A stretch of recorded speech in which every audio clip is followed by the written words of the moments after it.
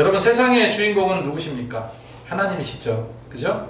이 여리고 정복 전쟁의 주인공도 이스라엘 백성도 아니고 여호수아도 아닙니다. 누구십니까? 하나님이세요. 그래서 여호수아가 여리고 가까이 이르렀을 때 칼을 빼들고 서 있는 한 사람을 봤어요. 여호수아는 궁금했습니다. 마지막 절에 나오죠. 도대체 저 장수는 누구일까? 그래서 물었어요. 여호수아가 나아가서 그에게 묻되 너는 우리를 위하느냐 우리 적들을 위하느냐. 다시 말해서 너는 누구 편이냐? 우리 편이냐? 아니면 저 가나안 편이냐? 그랬을 때 이 편도 아니고 저 편도 아니고 뭐라고 말합니까? 나는 여호와 군대 대장으로 지금 왔노라. 하나님께서 싸워주시겠다는 그 의미죠. 그죠? 그래서 여호수아는 얼굴을 땅에 대고 절을 했다 기록하고 있습니다. 여호수아 군대 대장이 여호수아에게 이르되 내 발에서 신을 벗으라. 내가 선 곳은 거룩하니라. 어디서 많이 들어본 것 같죠? 모세가 떨기나무 사이에 갔을 때 뭔가 자세히 보려고 했더니 하나님 뭐라고 그러셨어요? 신발을 벗으라. 내가 선 곳은 거룩한 땅이라. 이렇게 말씀하셨죠. 여러분, 그래서 우리 기쁨의 교회 이 공간 50평이 되는 이 공간이 어떤 땅이 되어야 되겠습니까? 거룩한 땅이 되어야 될 줄로 믿습니다. 거룩한 땅을 만드는 사명은요, 우리에게 있어요. 여리고 점령하는 그 전쟁, 누구의 전쟁입니까? 여호와의 전쟁이죠. 이 전쟁은 하나님이 주도적으로 이끌어 가시는 전쟁이에요. 그래서 저는 오늘 제목을 나는 결단코 기적이 상식이 되는 교회를 바라지 않는다, 이런 제목으로 말씀을 전하고자 하는데, 기적이 뭡니까? 이 상식이란 단어와 대비가 되는 것이 바로 기적이에요. 기적은요, 상식으로, 사전적인 뜻이 자체가 그래요. 상식으로 생각할 수 없는 기이한 일이 기적입니다. 그래서 상식이라면 보통 우리가 뭐예요? 보통 사람이 알거나 알아야 될 지식을 말하는 게 상식이에요. 근데 기적은 상식으로 생각할 수 없는 기이한 일을 기적이라 한다는 거죠. 사실 이거는 수년 전에 유명한 저서 중에 기적이 상식이 되는 교회라는 책이 있어요. 거기서 제목을 따온 겁니다. 근데 기적이 상식이 된다는 게 뭘까? 만약에요, 우리 기쁨의 교회가 날마다 기적 같은 일이 넘쳐난다고 생각해 보세요.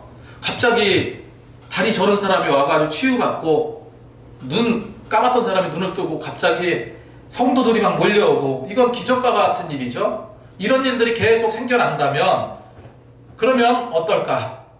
아예 사람들이 이제는 어떻게 생각하냐면요, 오늘도 또 뭐 병자 몇 명 일어섰네, 오늘도 눈먼 사람 몇 명 눈을 떴네, 아이고 오늘도 굉장히 많이 사람들이 왔네, 이렇게 생각한다는 거예요. 다시 말해서 기적같이 생각하지 않고 뭐를 생각합니까? 이제 상식처럼 생각한다는 사람이에요. 오늘도 몇 명 고쳤네, 하나님의 역사심을 느꼈네.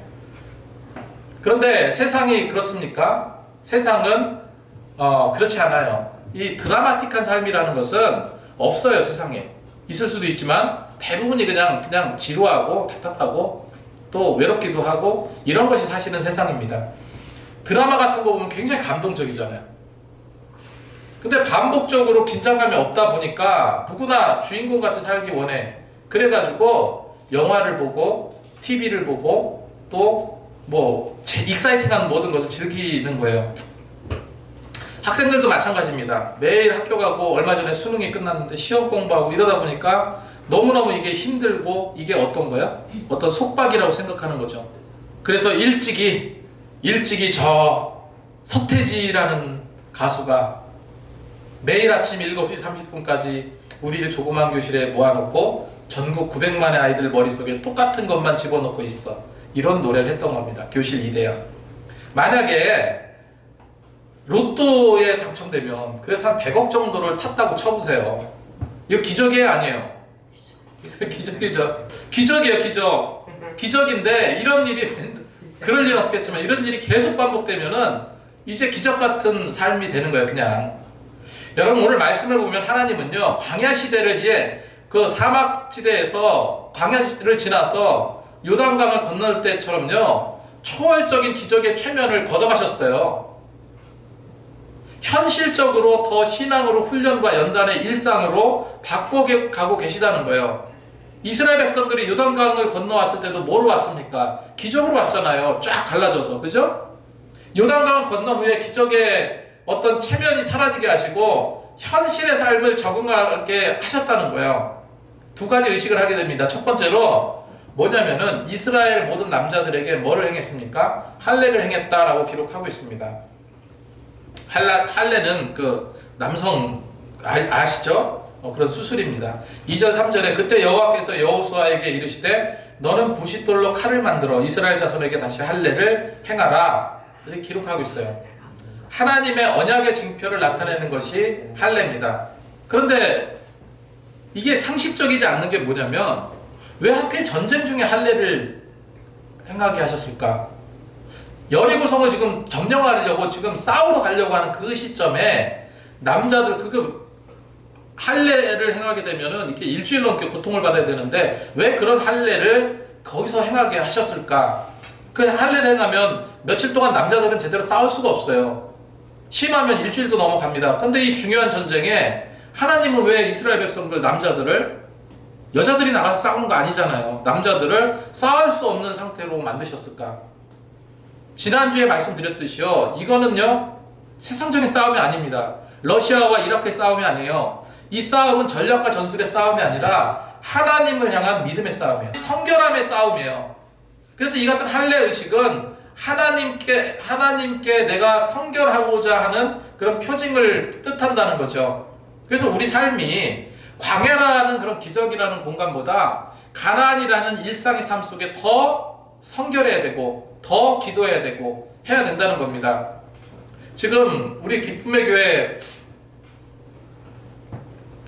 굉장히 아름답게 이렇게 성전을 주시고 우리는 지금 예배를 드리고 있어요. 누구보다도 아름다워요. 누구보다도 선한 것 같습니다. 세상 죄와 때는 아무것도 없는 것 같아요. 우리는 경건의 옷을 입고 이 자리에 앉았어요. 찬양의 옷을 입고 이 자리에 앉았습니다. 예배의 옷을 입고 이 자리에 앉았어요. 그렇게 하나님이 봐주신 거예요. 실제로는 그렇지 않은데. 그런데 이 교회에서 이런 모습이 아니라 더 중요한 건 뭐냐면 제가 축도하고 예배 마치고 세상을 향해 나갔을 때 그 후의 삶이 어떠한가가 더 중요하다는 거죠. 그래서 변화되지 않는 것은 위선이고 거짓입니다. 내가 교회에서는 이렇게 거룩하게 은혜롭게 예배 드리는 것 같고 때로는 눈물도 흘리고 때로는 말씀의 은혜가 됐습니다. 찬양의 은혜가 됐습니다. 이렇게 하다가 예배 딱 끝나고 집에 딱 들어가면 완전 딴 사람이 돼버린다면 예수님을 중심으로 생활해야 되는데 그렇지 못하다면은 그거는 우리가 잘못된 신앙이라는 거죠. 여러분 그래서 세상 가운데에서 이 교회 안이 아니라 예배 1시간만이 아니라 세상 가운데 거룩함을 잃지 말고 성결함을 잃지 말자 하는 겁니다. 그래서 이런 표징으로 할례를 행하게 하셨다는 거예요. 두 번째로 유월절을 지켰습니다. 유월절 절기를 지켰어요. 자, 지킬 거 다 지키죠. 그죠? 할례 의식도 행하고 거기서 유월절 절기에 예배를 요즘으로 말하면 예배를 드렸다는 거예요. 유월절은 패스오버, 넘어가다라는 뜻이에요. 그래서 출애굽기 당시 10가지 재앙 중에 마지막 재앙이 장자의 죽음이었어요. 근데 문 임방과 설주에 피를 바르면 장자의 죽음이 패스오버, 지나가 버렸다. 그걸 기념한 절기가 유월절이에요. 그래서 유월절은 쓴나물을 먹고 군인들 잘 먹여야 되잖아, 싸우려면. 근데 쓴나물을 먹고 방부제 없는 무교병 빵을 먹고 그렇게 절식하면서 하나님의 절기로 지켰다는 거예요. 지금 전쟁 상태예요. 일상의 상태가 아닌 이런 긴박한 상황 속에서도 뭐를 한 거예요? 할례 의식을 행하고 유월절 절기를 지키게 했습니다. 이건 뭐를 말합니까? 우리가 세상 가운데 일상에 살아도 이런 성결함과 이런 의식을 잊지 말자는 거예요. 하나님을 향한 믿음의 사람들은요, 가장 중요한 게 사실은 예배예요. 예배는 통로입니다. 악이 나가고 들어왔던데 악이 나가고 하나님의 거룩한 영 성령이 들어오는 통로예요. 그래서 예배만큼 중요한 게 없어. 지금 뭐로 채우는 겁니까? 거룩한 영 성령으로 채우는 거예요. 이것이 우리 신앙이고 우리의 의식이고 우리의 성결함입니다. 전쟁 같은 세상을 살다 보면은 내가 바빠서 교회 못 나온다. 시간이 안 돼서 더 급한 일이 있다. 여러분 이거 아니라는 겁니다. 그래서 생각했던 게 뭐냐면 정말로 기적이 상식이 되는 교회, 늘상 기적과 놀라움이 넘치는 그런 교회가 과연 우리 삶에서 좋기만 하는 걸까? 기적이 상식이 되면은 가장 중요한 게 뭔지 아십니까? 오전에 제가 어떤 설교를 했어요? 항상 감사하자, 범사에 감사하자 말씀드렸죠? 첫 번째로 기적이 상식이 돼버리면 감사가 사라질 거야, 제일 먼저. 늘 기적적인 방법으로 만나 매출하게 먹여주고 또 입혀주고 채워주고, 아 오늘도 하나님께서 또 주셨네, 오늘도 하나님께서 또 채워주셨네, 감사하는 것이 아니라 일상의 일로 여기다 보니까 기적적인 일이 일종의 습관으로 그냥 돼버린다는 거예요. 그거로 그냥 여겨버린다는 거예요. 여러분, 사실은 더 큰 기적이 있다고 말씀드렸죠. 지금 우리 잊고 살아서 그러는데, 우리 지금 잊고 살고 있어요. 근데 지금 우리는 굉장히 커다란 공에 떠 있는 거예요. 그죠? 굉장히 큰 지구라는 공에 다리를 밟고 있어요. 놀라운 것은 이 지구는요, 1시간에 14만 킬로로 날아가요. 그러니까 차가 100km만 돼도 슝 가는데 무려 14만 킬로예요. 그 속도로 그냥 슝 하고 가요. 자, 그리고 희한하게 아침에 일어나면 해가 떠요. 신기하죠? 저녁이 되면 해가 져요, 안 져요? 해가 지고. 모르세요? 그 다음에 밤이 되면 뭐가 떠요? 달이 떠. 별도 뜨고. 하늘에서 가끔씩, 어제도 그런데 하늘에서 가끔씩 물이 떨어져요. 비가 오죠. 그죠? 하얀 눈이 하늘에서 가루가 날려서 땅에 쌓이기도 합니다. 여러분, 지금 제가 말씀드린 거 가만히 생각해 보세요. 이거 기적입니다. 기적인데 우리는 이게 상식이 돼 버렸어요. 그래서 비가 온다고 감사합니까? 안 하죠. 우리가 둥그런 공 위에 떠 있는 거, 그거 감사하는 사람 없습니다. 왜요? 기적이 상식이 돼 버렸기 때문에. 그 다음에 해가 뜨고 해가 지는 거 여전히 놀라운데, 해 뜨고 지는 거 감사하는 사람 아무도 없어요. 왜? 기적인데 사실은 그게 상식이 돼버리니까 뭐가 사라졌어요? 감사가 그냥 사라진 거예요. 자, 기적이 계속된다면 뭐가 사라져요? 첫 번째, 감사가 사라집니다. 자, 두 번째, 기적이 상식이 되면 기도가 사라집니다. 사실 다 해결됐는데 뭔 기도가 필요하겠어요. 그죠? 기도 안 해도 맨날 기적이 쏟아지는데 힘들게 기도할 이유가 뭐가 있겠습니까? 여러분, 기도는요, 힘든 거예요. 기도는 진이 빠지는 겁니다. 하나님과 관계가 멀어질 것이고, 기도 안 하면 당연히 기도로 인한 응답도 사라질 겁니다. 그래서 기적이 상식이 되면은 두 번째로 뭐가 사라진다고요? 기도가 사라져요. 세 번째, 기적이 상식이 되면 기쁨도 사라집니다. 뭐가 사라져요? 기쁨도 사라져. 그렇죠. 이거는 우리가 생각 안 해봐도 알아요. 예전에 배고프던 시절에 보리밥에 고추장 비벼 먹어도 맛있었어요. 근데 지금 뭐 별의별 거 다 먹잖아요. 옛날 보릿고개 생각을 하면은 김치 하나 넣고 먹고 그랬는데, 지금은 너무 화려한 것들 많이 먹어요. 너무 많이 먹어, 너무. 그죠? 맛있는 게 너무 많아. 그러다 보니까 어떤 거예요? 먹는 거 오히려 입맛이 없고 오히려 살만 찌고. 그죠? 뭐가 사라집니까? 기쁨이 사라져. 맛에 대한 기쁨이 사라집니다. 그래서 하나님은 기적이 상식이 되는 걸 원치 않으셨고, 오히려 현실의 평범한 일상이 되기를 원하신 겁니다. 그래서 하나님은 본문을 보면서 이스라엘 백성을 이끄실 때 세 가지 삶의 변화 과정을 거치게 하셨어요. 가만히 한번 생각해 보세요. 첫 번째로, 하나님은 초월적인 기적으로 살게 만드셔요. 두 번째로, 현실 속에서 기적으로 살아가게 하십니다. 세 번째로, 그냥 현실로 살게 하세요. 다시 보세요. 초월적인 기적으로 살게 하시고, 바다 가르시잖아요. 홍해바다 갈라버리시잖아요. 초월적인 기적입니다. 그 다음에 두 번째 뭐라고요? 현실 속의 기적. 광야 생활 속에 그 사막에서 만나 맥주라기 주시고, 그죠? 불기둥과 구름기둥으로 인도하셨어요. 현실 속의 기적을 일으게 하셨습니다. 그 다음에 그냥 현실이 돼버리게 하셨다는 거예요. 이 3단계를 이스라엘 백성들이 지금 겪고 있는 겁니다. 그래서 말씀드린 것처럼 초월적인 기적은 출애굽의 어떤 과정, 광야 생활까지일 겁니다. 이게 초월적인 기적이에요. 이제 요단강을 건너서 가나안으로 왔을 때는 더 이상 초월적인 기적을 일으키지 않으십니다. 현실 속에서 초월하지 않는 하나님의 기적을 누리게 하세요. 초월하지 않는 기적, 일종의 하나님의 타이밍. 그 5만 번 기도 응답 받았다고 그러는 조지 밀러가 있습니다. 이 고아원을 운영을 했는데, 고아한 아이들을 먹여 살릴 수가 없을 정도로 재정이 어려워졌어요. 근데 그날 아침에 이 먹여야 될 빵이 딱 떨어진 겁니다. 아이들 수백 명의 고아들이 있는데 먹일 빵이 없는 거예요. 근데 조지 밀러는 밤새도록 기도했습니다. 기도하고 그 아침이 딱 됐어요. 아이들 다 앉으라고 하고 빈 접시를 쫙 깔아놓고 포크를 딱 들고 식탁에 앉았어요. 얘들아, 우리 기도하자. 우리에게 일용할 양식을 주신 하나님께 기도하자. 보니까 아무것도 없어. 빈 접시입니다. 하나님 감사합니다. 우리에게 빵을 주시고 배불리 먹게 해 주셔서 감사합니다. 그렇게 딱 기도가 끝났는데 갑자기 어느 빵가게에서 빵을 가득 싣고 고아원으로 온 거예요. 그러면서 뭐라고 이야기하냐면 그 사장이 어제 빵 재고가 너무 많이 남아서 혹시 아이들에게 이 빵을 드려도 되겠습니까? 아이들은 눈을 뜨자마자 그 얘기를 듣고 많은 아이들이 그 자리에서 빈 접시인데 그 자리에서 빵을 다 갖다가 그렇게 배불리 먹었다는 일화가 있습니다. 실제로 있었던 일이에요. 조지 밀러.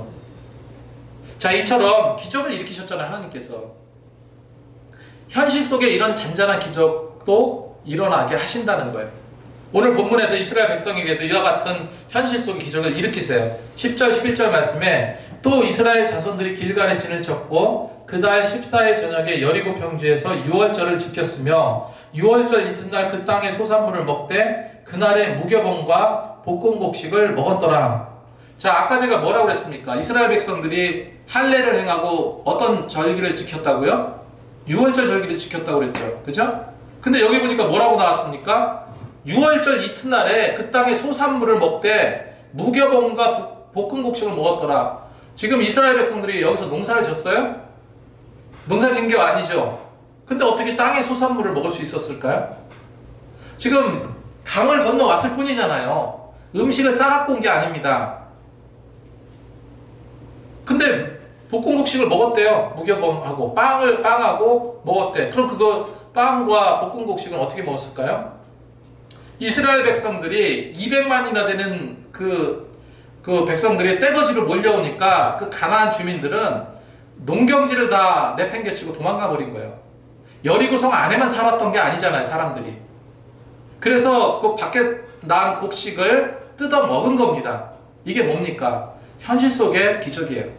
그냥 하늘에서 뭐가 떨어지고 이런 것이 아니라 우리가 먹을 수 없는 곡식인데 먹게 하셨다는 거예요. 그게 기적이라는 거예요. 현실 속에서 나타나는 기적. 자, 그 말씀이 5장 1절에 나오죠. 요단강 서쪽 아모리 사람들의 모든 왕들과 해변의 가나안 사람 모든 왕들이 여호와께서 요단물을 이스라엘 자손 앞에서 말리시고 우리를 건너게 하셨음을 듣고 마음이 녹았고 이스라엘 자손들 때문에 정신을 잃었더라. 이렇게 겁을 먹었다는 겁니다. 그래서 요단강을 이스라엘 백성들이 건널 수 있을까? 숨죽이고 지켜봤는데 엄청난 기적을 일으키면서 건너오더라는 거예요. 너무나 겁이 나서 농작물을 팽개쳐 두고 어떻게 하는 거야?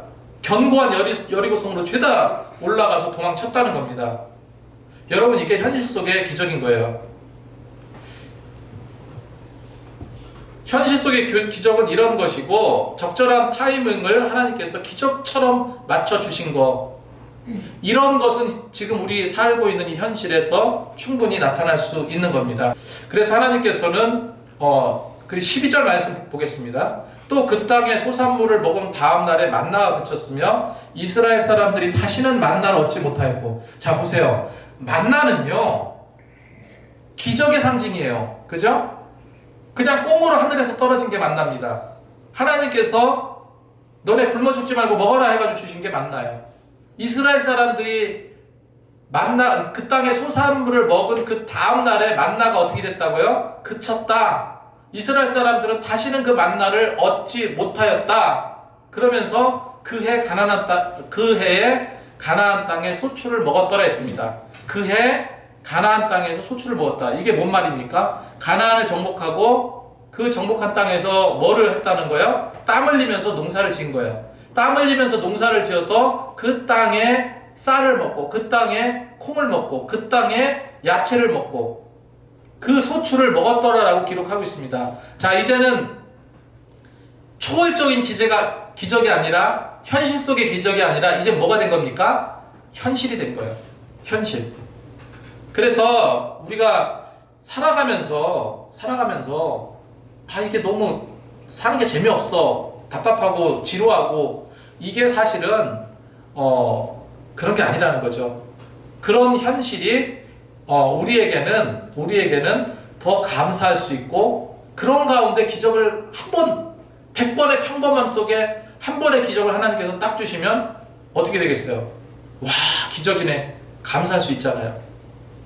그래서 일상의 평범함을 누렸으면 좋겠습니다. 우리 기쁨의 교회도 마찬가지로 기적이 상식이 되는 교회는 절대 원하지 않습니다.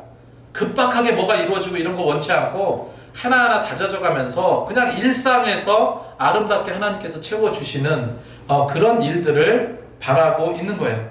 우리가 이런 생각을 가지고 더욱더 기도하면서 열심으로 신앙생활 하시는 저와 여러분이 되시기 바랍니다.